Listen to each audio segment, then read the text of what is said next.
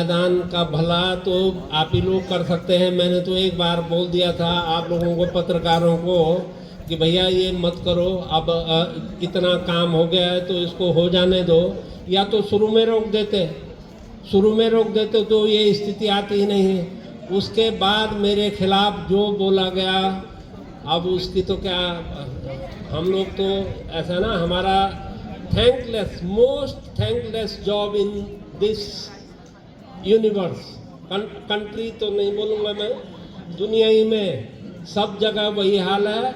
हमारी स्थिति बहुत ही दयनीय है। लेकिन मैं तो कहता हूँ कि सहज कर्म कौन्तेय सदोषमपि न त्यजेत सर्वारंभे दोषेण धूमे नाग्निरवावृता। अगर सहज कर्म है, मैं अपनी बात करूं, मैंने किसी मजबूरी में यहाँ कदम नहीं रखा है। मैंने स्वेच्छा से मैं इस क्षेत्र में आया हूँ और मेरा ये सहज कर्म है। और सहज कर्म में अगर कुछ दोष भी हो तो उसको अपनाने में कोई परहेज, कोई संकोच नहीं करना चाहिए। दुनिया की सबसे पवित्र वस्तु है अग्नि। अग्नि से पवित्र इस धरती पे कोई वस्तु नहीं है। लेकिन अग्नि भी जब प्रज्वलित होती है उससे थोड़ा सा धुआं जरूर उठता है, तो इसलिए अग्नि को प्रज्वलित करने से नहीं रोकते हैं कि साहब उससे धुआं उठ रहा है। तो इसलिए भी मैं छोड़ नहीं रहा हूँ। मैं जान रहा हूँ लोग कितनी गालियाँ देते हैं, कितने ट्रोलिंग करते हैं। एक पटवारी का चाकर भी अगर गांव में जाता तो सारे गांव में खलबली मच जाती है।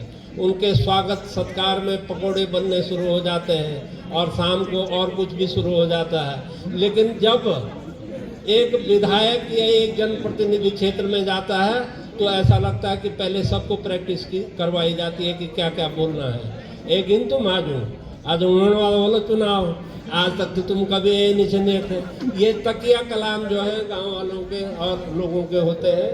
तो लेकिन खैर हमको उसकी कोई परवाह नहीं है। हमने स्वेच्छा से उसको चुना है। और जब तक मैंने घोषणा की है कि इस जिले के पूर्णकालिक सेवक के रूप में जब तक मैं जिंदा हूँ, मेरी कोई नौकरी नहीं है, चाकरी नहीं है, ठेकेदारी नहीं है, दुकानदारी भी नहीं है और गलदारी भी नहीं है। तो इसलिए मैं पूर्णकालिक सेवक के रूप में हूँ और तब तक रहूँगा जब तक जीवित हूँ।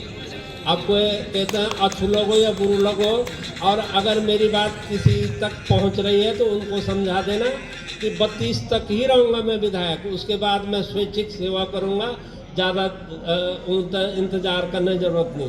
तो बहुत बहुत धन्यवाद आप लोगों का। संघ भवन के लिए हमारे शिव सिंह जी